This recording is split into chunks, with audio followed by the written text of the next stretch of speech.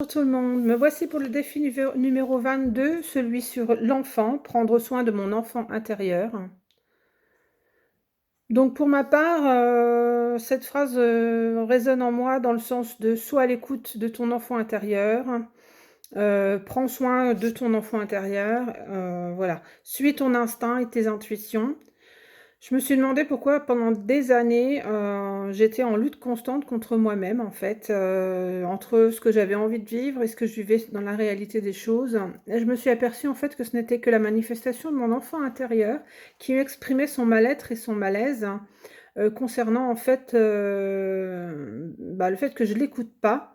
Je ne l'écoutais pas, c'est pas que j'ai voulu, mais par rapport à mon éducation, j'ai collé à, l'image qu'on attendait de moi en fait, mon éducation et puis en fait dans la société dans laquelle on vit, hein, bien sûr. Parce que quand on parle d'éducation, on reflète souvent par rapport à aux parents.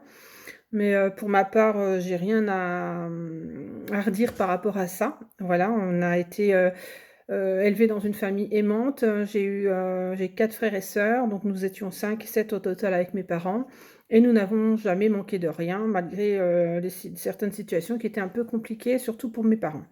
Voilà, donc c'est lorsque j'ai changé de vie, en fait, en 2002, je dis de vie plutôt, quand j'ai divorcé et que j'ai, continué ma vie avec mon mari actuel, que j'ai compris l'importance d'être à l'écoute de son enfant intérieur. Donc c'est à ce moment-là que je me suis, vraiment penchée sur, ce que mon corps également manifestait par rapport à ça. Parce que bien sûr, quand on n'est pas à l'écoute de soi, ça peut se manifester par, des petites pathologies, des mal-être, hein, c'est pas forcément des, pathologies importantes, hein, mais ce sont tous des petits signes en fait qui doivent vous alerter sur le message que votre enfant intérieur veut vous transmettre. Donc, par rapport à ça, il faut absolument vraiment être à l'écoute, hein. Moi, j'ai découvert un livre qui m'a beaucoup servi sur la métamédecine, hein, de Claudia Rainville, qui fait ce lien entre le corps et l'esprit. Donc ça m'a permis de trouver des pistes et de pointer du doigt ce que mon enfant intérieur souhaitait me faire transmettre.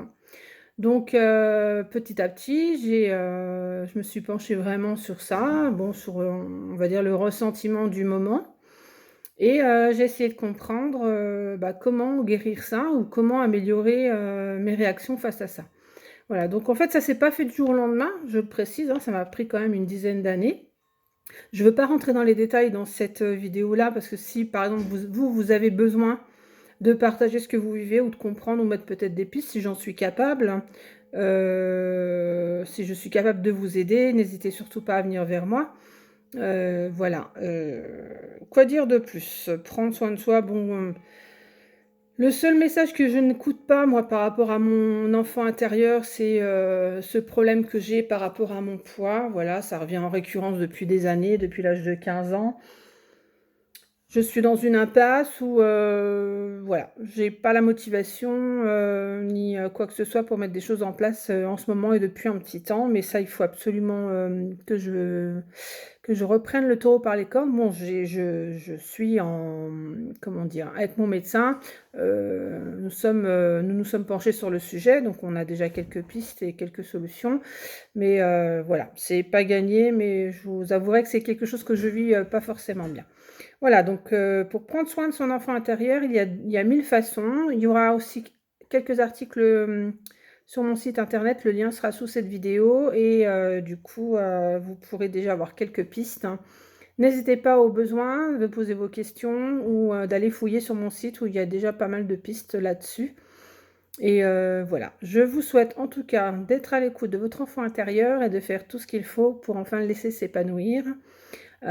C'est tout ce que je vous souhaite. Moi, être à l'écoute de mon enfant intérieur a aussi été en parallèle avec, la reprise de confiance en moi, parce que plus vous écouterez votre enfant intérieur, plus vous vous rapprocherez de l'être que vous êtes. Donc voilà. Désolée pour la petite mine du jour, je suis fatiguée malgré que je ne fais pas grand-chose de mes journées. Je pense qu'on est certains dans le même cas. Mes nuits sont, très courtes et très agitées. Voilà, donc je vous fais des gros bisous, prenez surtout soin de vous et je vous dis à bientôt.